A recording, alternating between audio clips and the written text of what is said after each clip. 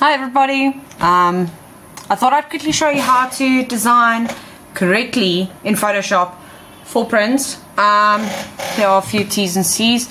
A lot of clients, like, it's not really complicated, yeah, but yeah. Anyway, so when setting up your artwork, make sure it is done in mils or centimeters. You can do it in pixels and stuff, but you're gonna suck. Okay, there. You can do different artboards. I don't. I just do it on a separate layer or a separate group. Very importantly, make sure your artwork is in CMYK color mode.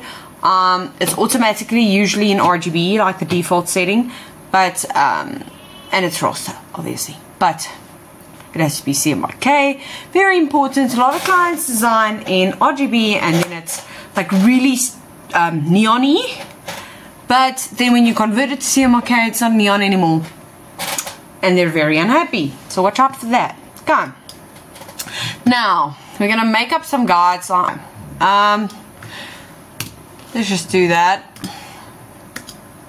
Okay, so I've made a block that's pretty much the size of the business card, and we're gonna just add in some guides so that we don't absolutely bugger this up, because at the end of the day you've added in 3 mils bleed all around in your design. So cool. Okay, so let's say this is your design. Well, this is technically the start of your design. We're gonna quickly add in, I'm gonna drag and drop probably, but file, near, file place, embedded. We'll try for you.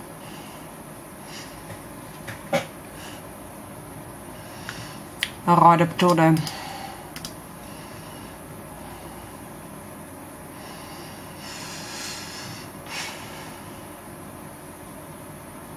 Here is my design thingamabobby. Alright, okay. So we'll place our logo this way. I mean, ooh, poppy. So you have to hold in, oh, I think it's called shift. It's arrow up on the Mac. You're gonna hold that there. You'll see it like gives you a pink guide every time it's centered. Now we're kind of just gonna do a basic design. I'm not here to rock your socks with any designs. I just want to create something so that you'll know what you want. Okay. Goed. So I'm just gonna cheat for a minute here. I can't freaking find it. Okay. Okay, so I'm just gonna eyedrop a tool this color, and then I'm gonna make a, not that apparently. Okay, I'm gonna make full. We don't want a stroke. I hate Photoshop. Anyway, we're just gonna place some social media icons. So I have created all of these in PNGs, so you can just literally go and drag and drop them. Like find them in this Google Drive link in the description. I'm just going to cheat and copy and paste, because honestly I do not need to suffer like this. And there's a cool thing I can teach you, I think, theoretically. Actually, let's go with these 3. They make the most sense. Ooh, wait, we're gonna have to copy and paste one. Okay, go. So if you do this as a smart vector and you enter, now let's just drag it to the top. You should probably think about like labeling your layers. Trust me on this, when you have like 10 billion of them, it's a thing. So you can see now that we're back in Illustrator. So if you have actually added it in as, I think it was a smart object, you can double click on it and actually go and edit some things of it, and it'll automatically drag through. Fun thing. But that's not why we're here today, is it? No. So I'm just gonna continue. Okay. And then take this one. It's very exciting. Now, I'm not a big fan of using Photoshop for business cards. I do understand that a lot of designers only use Photoshop because honestly the software is so expensive that there isn't a lot. Sorry for the dog barking in the background. Okay, so once you've got all your icons in and you're happy with the color, okay, you can obviously do a color overlay for your color as well. but it's not necessary, okay? Or you can double click and go and edit it. Doesn't matter, it's up to you. Yeah. So, let's say you're gonna add the text tool. So again, we're gonna use Jean Leroux. Everybody knows my name. Everybody knows I'm the designer. Everybody knows my name. I am aware. Okay. So, again, I'm really not gonna try and rock your socks here today.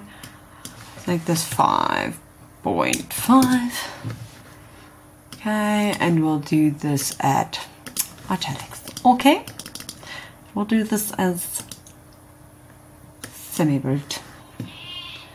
I'm actually just going to do that. Goed. Now, all you have to do is add your details. Sorry, if you hear like a dog barking or a lamb, please note that I do live on a farm and there are a lot of sounds here. And I've tried to kind of avoid them today for you. But this one lamb in the background is just not shushing today.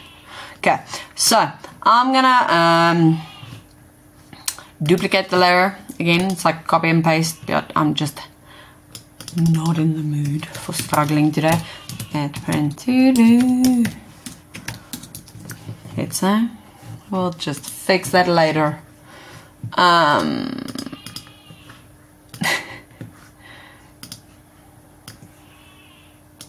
Okay, anyway, this is the general gist of it. You could obviously do a lot more with your design than I am currently doing. But again, I'm not trying to win an award. I'm just trying to show you how to get it done and get it done in the right fashion.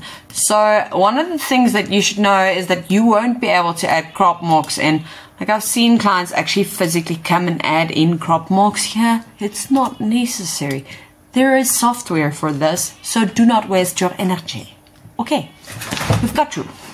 Okay, that's pretty much it. The nice thing about this is that you can actually just save it as JPEG. So it's in any way raster, there's no way about it.